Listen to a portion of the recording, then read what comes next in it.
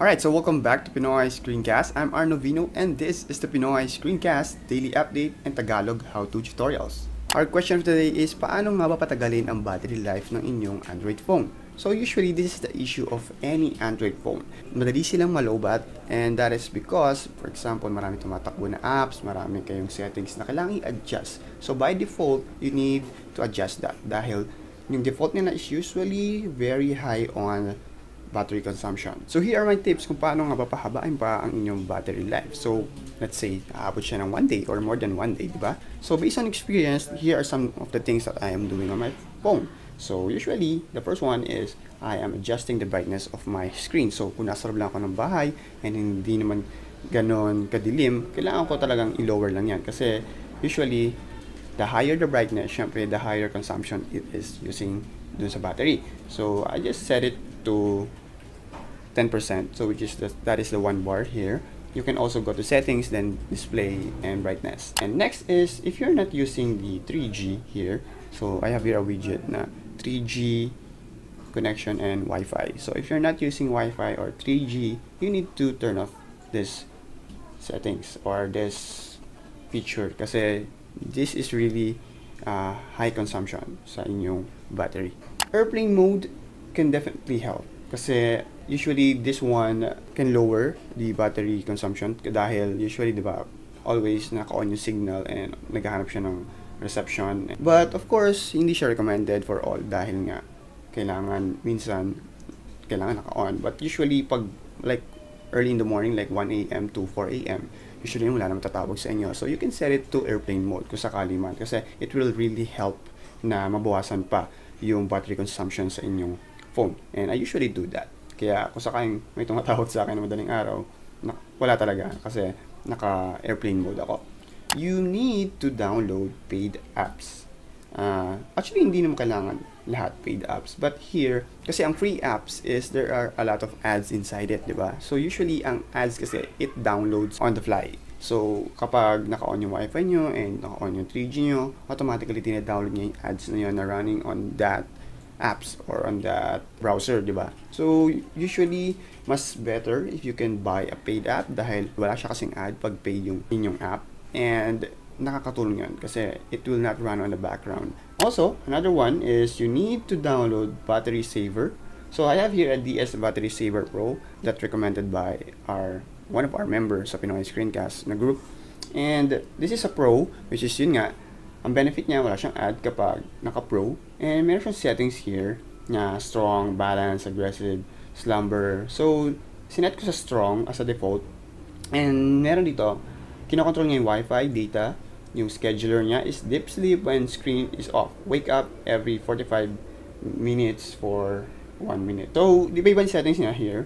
But you can also create your custom. But again, hindi naman ito yung best app for the battery saver na up there sa Google Play Store. You can also use other apps there na mas makakatulong pa. And be sure na meron siyang scheduler.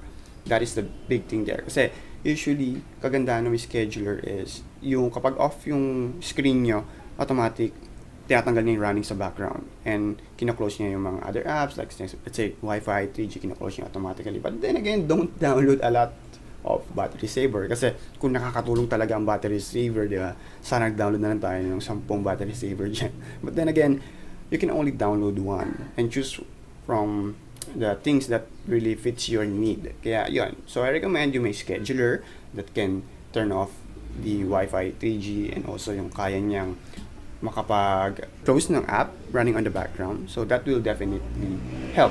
So another tip is you need to adjust the display sleep of your phone. So here on the display settings on your phone, you will see na meron siyang sleep timer. So here I set it to 15 seconds. So after 15 seconds, automatically mag-turn off yung screen. And that really helps kasi kung lagi naka-on yung screen nyo, syempre it really consumes a lot of battery there. So another one is you need to remove apps that you are not using. Kasi usually kapag meron kayong apps dyan na running on the background, it really drains your battery. Kaya usually ako pinipili ko yung mga apps na naka-install lang sa akin. Usually yung mga ginagamit ko lang ang naka-install dito. Kasi it really use the battery.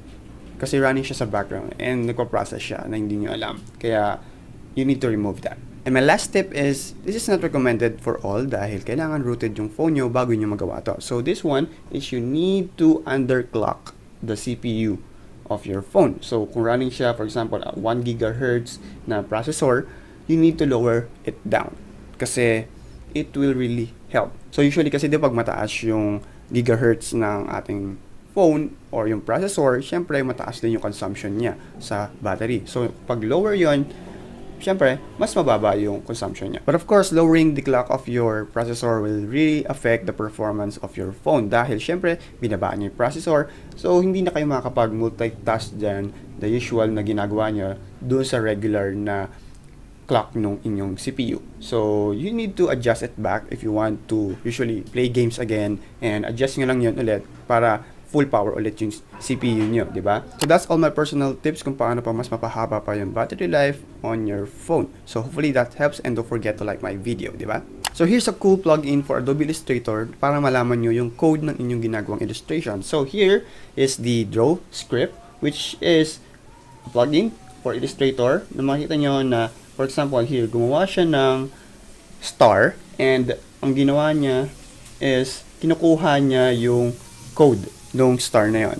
So there, di ba? So it's really cool when you're into web designing. So syempre, nowadays hindi na gaano ginagamit ang Flash for web design. So usually JavaScript na. And here, it gives you the code on what are the coordinates or ano ba yung process na ginagawa nung drawing na yun or illustration na yun. So I'll put the link on the description box where you can find out on how to use it more. Have you checked your Facebook profile today? So kung hindi pa, go check it out. So baka nabago na yung Facebook profile nyo. So here, you will see that on the right side is nandun lahat na ng status ko, and makikita nyo na 1 column na siya. Not like before na 2 columns na usually na may hirapan kayo tumingin dahil nga dalawa siya, left and right. So but here on the left side, nandun na yung about, friends, photos, and other stuff, or yung third-party plugins ng Facebook, yung other apps there.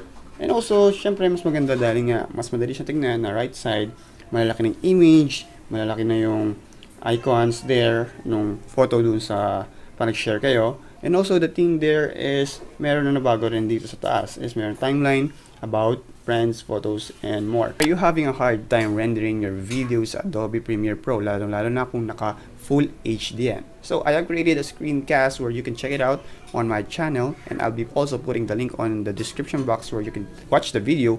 So tinuro ko doon kung paano mas mapabilis yung rendering time. So you need to do some adjustments sa inyong sequence timeline para mas bumilis pa yung pag-render nyo. So go check it out and click that link down below.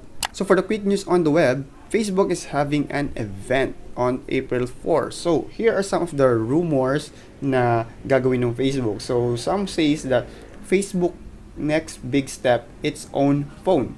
And other news says that Facebook secret Android project isn't a Facebook phone but an home screen dedicated to Facebook. So marami kasing speculation na lumalabas na si Facebook is having its own device. Magkakaroon sila ng sariling platform sa Android or a different Android platform or other stuff there. So let's just see on their actual event on April and kung ano nga ba yung talagang ilalunch nila na bagong product or bagong feature man sa kanilang platform, di ba? So kayo, anong naisip nyo na ilalabas nila ngayong April? So just leave that on the comment down below. So let's check kung tama nga ba yung hula nyo.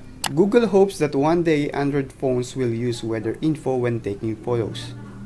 Wow! According to a patent filed by Google, the Mountain View company wants to give an Android the ability to process photos and automatically adjust the white balance, hue, saturation, sharpness, or contrast based on ambient lighting value derived from the weather conditions at your location. So the idea there is parang pag kumuha ko ng picture ngayon, automatically yung Android app na yon or yung Android mismo is mag-auto-adjust based on the weather or yung shot na yon. So imbes na ikaw yung mag-a-adjust pa ng ISO, ng white balance, and other stuff there, automatically, yung auto-adjust ng feature ng Android na yun will make your photo perfect shot. Diba? Wow, that's pretty cool. Alright, that's all my video for today. So if you haven't subscribed on my channel, please do so. Just click the subscribe button there at the bottom of this video. And don't forget to like and share my video. And I'll see you later.